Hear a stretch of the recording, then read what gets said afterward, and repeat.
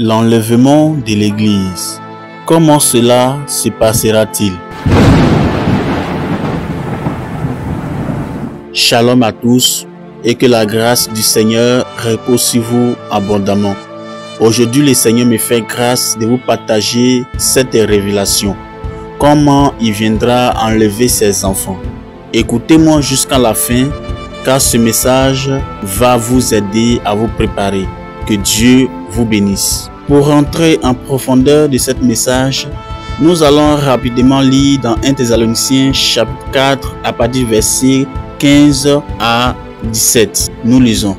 Voici, en effet, ce que nous vous déclarons d'après la parole du Seigneur, nous les vivants, restés pour l'avènement du Seigneur, nous ne devancerons pas ceux qui sont morts. Car le Seigneur lui-même a un signal donné, à la voix d'un archange, et au son de la trompette de Dieu, descendra du ciel, et les morts en Christ ressusciteront premièrement. Ensuite, nous les vivants, qui serons restés, nous serons tous ensemble enlevés avec eux sur des nuées, à la rencontre du Seigneur dans les airs, et ainsi nous serons toujours avec le Seigneur. D'abord, comprenez que l'enlèvement de l'Église n'a rien à voir avec le retour du Seigneur Jésus-Christ sur la terre. Parce que le retour du Seigneur Jésus-Christ et l'enlèvement de l'Église sont deux choses différentes. L'enlèvement de l'Église vient comme un voleur dans la nuit où on ne sait pas quand il viendra. Il n'y aura aucun signe pour nous annoncer cela. Même le Seigneur Jésus-Christ a dit dans Matthieu 24, verset 36, que personne ne connaît le jour, ni le Fils, ni les anges, mais le Père seul. C'est pour cela qu'il a dit dans Matthieu chapitre 25, verset 13, veillez plus que vous ne connaissez ni le jour et l'heure. Mais pour sa seconde venue sur la terre, il nous a donné des signes. Et ces signes-là, vous allez les trouver dans Matthieu, dans Daniel, Luc, Marc, Apocalypse, 1 Thessaloniciens, 2 Thessaloniciens, etc. Dans le verset de Matthieu 24, 29 à 30, ce verset nous parle du retour du Seigneur Jésus-Christ sur la terre. Vous voyez, lorsque l'enlèvement se produit, les gens sont là en un instant et disparus l'instant d'après.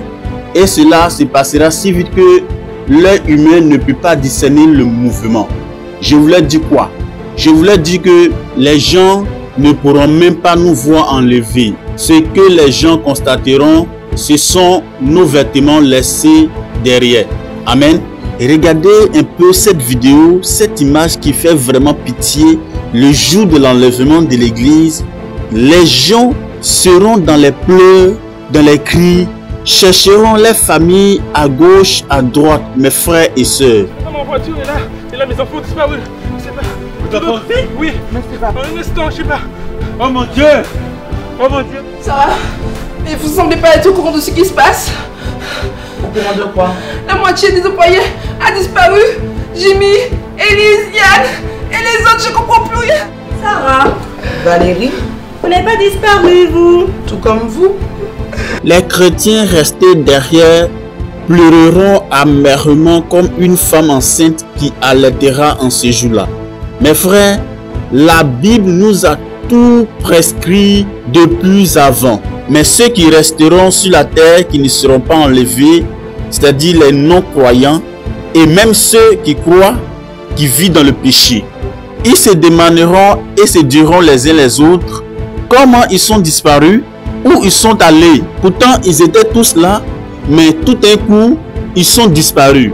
La Bible nous a dit que l'enlèvement se fera en un clin d'œil. Je répète, en un clin d'œil. Cela veut dire, personne ne saura. Le jour de l'enlèvement de l'église, ça serait un jour glorieux pour nous les chrétiens qui servent le Seigneur dans la sanctification. Mais ceux qui ne seront pas enlevés, ça serait un jour de douleur pour eux. En ce jour-là, nous serons avec les uns les autres, comme actuellement nous sommes avec les uns et les autres. Et après un instant, nous serons tous disparus. Et même nous-mêmes, nous ne pourrons même pas le savoir. Alléluia. Et quand lorsque on serait devant le Seigneur, c'est là on se rendra compte que nous sommes enlevés de la terre. Mais en même temps, partout la terre, il y aura des descentes, c'est-à-dire des accidents de voitures, de motos, d'avions, etc. Plusieurs croyants pensent que Jésus-Christ descendra du ciel et il nous enlèvera. Non, il restera dans les airs comme la Bible nous a dit. Jésus-Christ ne va pas descendre sur la terre. Mais après l'enlèvement de l'Église, des 7 ans de tribulation, lorsque cela sera accompli, c'est là le Seigneur Jésus-Christ descendra du ciel avec nous tous qui serons enlevés en ce jour-là. Alléluia. L'enlèvement de l'Église sera si rapide que l'œil de l'homme ne peut percevoir cet événement. Le Seigneur viendra nous chercher et nous partirons avec lui pour célébrer les noces de l'agneau dans le royaume des cieux. Les noces de l'agneau se fera pendant 7 ans. Pendant que le monde sera en pleurs, nous serons avec le Seigneur, célébrant Dieu et d'être récompensés par nos œuvres que nous faisons sur la terre pour le Seigneur. Nous serons récompensés par 5 couronnes dans le royaume des cieux. Chacun recevra la couronne de vie à travers de son travail terrestre qu'il fait pour le Seigneur. Beaucoup seront sauvés, mais ils n'auront pas de récompense dans le royaume des cieux. Ils seront sauvés comme au travers du feu. Ce que j'ai dit, vous allez trouver cela dans 1 Corinthiens chapitre 3 à partir du verset 15. Mais cela est mieux que d'aller en enfer. Mais je dis en même temps aussi que pourquoi être sauvé et de ne pas être récompensé? Mes frères et sœurs, travaillez à votre salut. Je répète, travaillez à votre salut. Après l'enlèvement de l'Église, nous allons faire 2520 jours au paradis. Ces 2520 jours fait le total 7 ans de tribulation sur la terre. Le ciel est un endroit indescriptible que bouche terrestre ne peut pas décrire. Après l'enlèvement de l'Église, Dieu essuiera toute larme de nos yeux. Selon Apocalypse chapitre 21 verset 4. Dieu récompensera chacun par rapport à son travail sur la terre. Ce que je dis, vous allez trouver ça dans Matthieu chapitre 10 à partir du verset 40 à 42.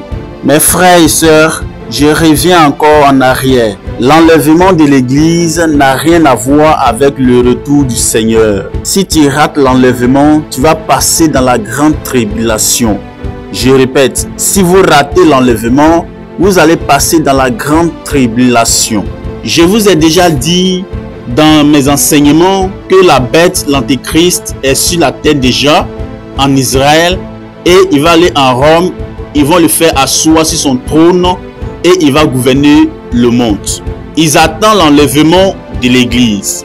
Si là où je vous parle actuellement, si l'enlèvement se fasse aujourd'hui, vous allez attendre dans quelques jours que la bête est apparue, le gouvernement mondial est assis actuellement pour gouverner le monde.